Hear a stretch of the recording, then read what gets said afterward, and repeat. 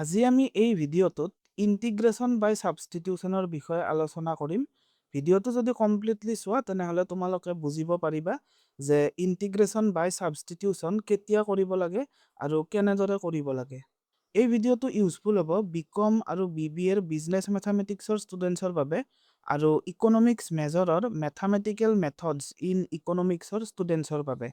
চ' আহা ভিডিঅ'টো ষ্টাৰ্ট কৰোঁ। ছাপ'জ এটা ফাংচন আমাক দিয়া আছে y is equal to 4x cubed plus 10. এই ফাংচনটোৰ ডিৰাইভেটিভ কি হ'ব? y ৰ ডিৰাইভেটিভ যদি উলিয়াব লাগে আমি কি লিখিব লাগিব যে dy over dx. So d by dx y ৰ জাগাত কি লিখি দিম যে 4x cubed plus 10.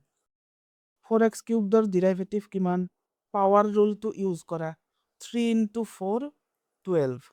Then x ৰ পাৱাৰ 1 কমি যাব। So 12x squared. Then 10 ৰ ডিৰাইভেটিভ কিমান হ'ব? 10 টো এটা কনষ্টেণ্ট। So ইয়াৰ ডিৰাইভেটিভ কিমান হ'ব? 0. So plus 0. আমি plus 0 টো নিলিখো, এনেকে ৰাখি দিম 12x squared. So আমি এই যিখিনি অপাৰেশ্যন কৰিলোঁ ইয়াক কয় ডিফাৰেঞ্চিয়েশ্যন আৰু যিটো ৰিজাল্ট পালোঁ তাক ক'ব ডিৰাইভেটিভ। যদি এই ডিৰাইভেটিভটোৰ পৰা আমাক অৰিজিনেল ফাংচনটো লগা হয় তেতিয়া আমি কি কৰিব লাগিব যে এই ডিৰাইভেটিভটোক ইন্টিগ্ৰেট কৰিব লাগিব। কাৰণ ইন্টিগ্ৰেশ্যন হৈছে ডিফাৰেঞ্চিয়েশ্যনৰ অপজিট বা ৰিভাৰ্ছ অপাৰেশ্যন। চ' এই 12x স্কুৱেৰটোক আমি কি কৰিম যে ইন্টিগ্ৰেট কৰিম। তাৰ বাবে কি লিখিব লাগিব যে integral of 12x squared then dx। ইয়াতে এই ফাংচনটোক আমি কি কওঁ ডিৰাইভেটিভ আৰু সেম ডিৰাইভেটিভক যেতিয়া আমি ইন্টিগ্ৰেট কৰোঁ তেতিয়া এই ফাংচনটোক ক'ব ইন্টিগ্ৰেণ্ড। চ' 12x স্কুৱেৰ্ডৰ ইন্টিগ্ৰেল কিমান হ'ব? তাৰ বাবে আমি কি কৰিব লাগিব যে পাৱাৰ ৰুলটো ইউজ কৰিব লাগিব। ইন্টিগ্ৰেলৰ পাৱাৰ ৰুলটো কি আছিল যে integral of x to the power n dx is equal to xৰ পাৱাৰ অলৰেডি যিমান আছিল 1 বাঢ়ি যাব। So' x to the power n plus 1 over new power যিমান হ'ল ইয়াতে ডিনমিনেটৰত আহি যাব। দেন আমি এটা কনষ্টেণ্ট টাৰ্ম এড কৰি দিব লাগিব। চ' 12x স্কুৱেৰ্ডৰ ইন্টিগ্ৰেল আমি কেনেদৰে উলিয়াম? 12ক ইন্টিগ্ৰেল চিম্বলৰ আগলৈকে লৈ আহা 12 integral of x squared dx 12 into x স্কুৱেৰ্ডৰ ইন্টিগ্ৰেল কিমান হ'ব যে x to the power 2 plus 1 over 2 plus 1 then plus c। So 12 divided by 3 4 then x to the power 2 plus 1 কিমান 3 then plus c। So আমি এই ডিৰাইভেটিভটোক ইন্টিগ্ৰেট কৰি কি পালো যে এই অৰিজিনেল ফাংচনটো পালো। ইয়াতে কনষ্টেণ্টৰ ডিৰাইভেটিভ 0 হয়। চ' এই অৰিজিনেল ফাংচনটোত এই যিটো কনষ্টেণ্ট আছিল সেইটো কিমান একজেক্টলি আমি নাজানো। চ' আমি ইন্টিগ্ৰেলত কি কৰোঁ যে এটা কনষ্টেণ্ট টাৰ্ম এড কৰি দিওঁ। চ' তোমালোকক কি কৰি দেখুৱালো যে ডিফাৰেঞ্চিয়েট কৰি দেখুৱালো আৰু যিটো ডিৰাইভেটিভ তাক ইন্টিগ্ৰেট কৰি আমি অৰিজিনেল ফাংচনটো পালো।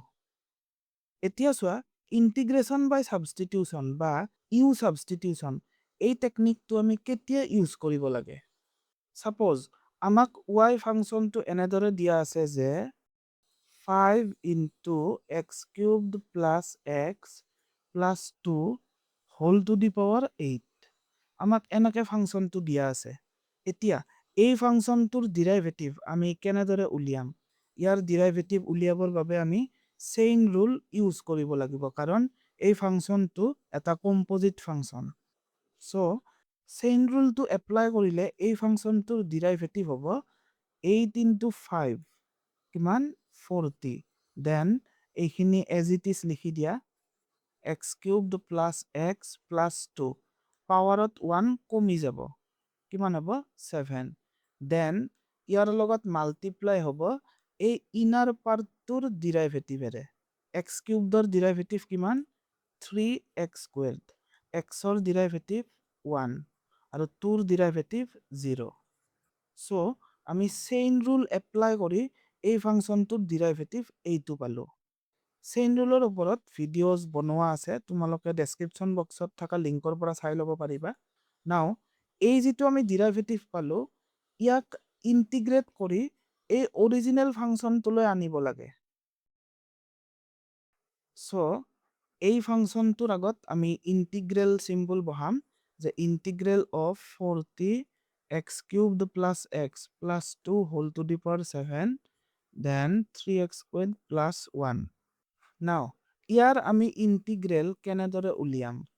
যদি এনেকুৱা টাইপৰ ফাংচনছ থাকে, তেনেহ'লে তোমালোকে লগে লগে এটা বস্তু চাবা, যে কোনোবা এটা পাৰ্টৰ ডিৰাইভেটিভ এই ইণ্টিগ্ৰেণ্ডত প্ৰেজেণ্ট আছে নে নাই। ইয়াতে চোৱা, এই যিটো ইনাৰ পাৰ্ট, ইয়াৰ ডিৰাইভেটিভ ইয়াতে প্ৰেজেণ্ট আছে। x কিউবডৰ ডিৰাইভেটিভ 3x স্কুৱেৰ্ড, xৰ ডিৰাইভেটিভ 1। সো যদি এই ইণ্টিগ্ৰেণ্ডত কোনোবা এটা পাৰ্টৰ ডিৰাইভেটিভ প্ৰেজেণ্ট থাকে, তেনেহ'লে সেই প্ৰব্লেমটোৰ আমি ইণ্টিগ্ৰেল উলিয়াবৰ বাবে ইণ্টিগ্ৰেশ্যন বাই ছাবষ্টিটিউশ্যন টেকনিক ইউজ কৰিব লাগিব। তাৰ বাবে কি কৰিম চাই যাবা। লেট এই পাৰ্টটো ইউ বুলি ধৰিম। U is equal to x cubed plus x plus 2। এতিয়া আমি কি কৰিব লাগিব, যে ইয়াৰ ডিৰাইভেটিভ উলিয়াব লাগিব। Therefore du over dx is equal to ইয়াৰ ডিৰাইভেটিভ 3x স্কুৱেৰ্ড প্লাছ 1। ইয়াতে মই dx লিখিব পাহৰি গৈছো, সো ইয়াতে হ'ব dx। এতিয়া duক সেপাৰেট ৰাখি dxক এইফালে আনা। So du is equal to 3x squared plus 1 আৰু সাইডত কি আহিব dx। এতিয়া আমি এই ফাংচনটো আকৌ এবাৰ লিখি ল'ব লাগিব।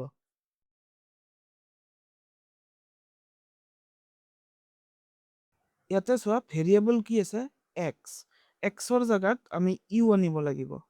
যদি ইউ আনো, তেনেহ'লে ইয়াতে কি লিখিব লাগিব ডি ইউ। 40 ইনটু এই পাৰ্টটো কি ধৰিছিলো, এই পাৰ্টটো ধৰিছিলো ইউ। সো ইয়াৰ ঠাইত ইউ আৰু ইউৰ পাৱাৰ কিমান হ'ব 7 into 3x squared plus 1 dx।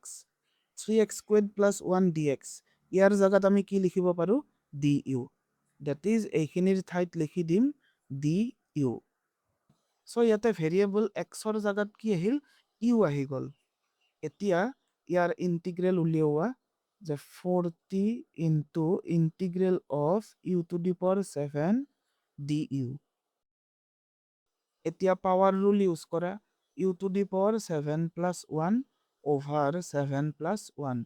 আৰু ইণ্টিগ্ৰেল চিম্বলটো যিহেতু আমি উঠাই দিলো, সো কি লিখিব লাগিব প্লাছ চি। 40 ডিভাইডেড বাই 8 কিমান হ'ব 5 U to the power 8, U to the power 8 plus C. এতিয়া আমি ইউৰ জাগাত ইউ মানে কিমান ধৰিছিলো তাক বহাই দিম। ইউ মানে কি ধৰিছিলো, যে x cubed plus x plus 2। পাৱাৰত কিমান আহিব 8 দেন প্লাছ চি। সো তোমালোকে চোৱা, আমি যিটো অৰিজিনেল ফাংচনৰ ডিৰাইভেটিভ উলিয়াইছিলো, সেই অৰিজিনেল ফাংচনটো পাই গলো এইটো। ইয়াতে এটা বস্তু চোৱা, এই ফাংচনটোত লাষ্টৰ ফালে কোনো কনষ্টেণ্ট নাম্বাৰ নাই। যদি ইয়াতে কিবা এটা কনষ্টেণ্ট টাৰ্ম এড হৈ থাকে, তথাপিও আমি ডিৰাইভেটিভ এইটোৱে পাম, কাৰণ কনষ্টেণ্টৰ ডিৰাইভেটিভ 0।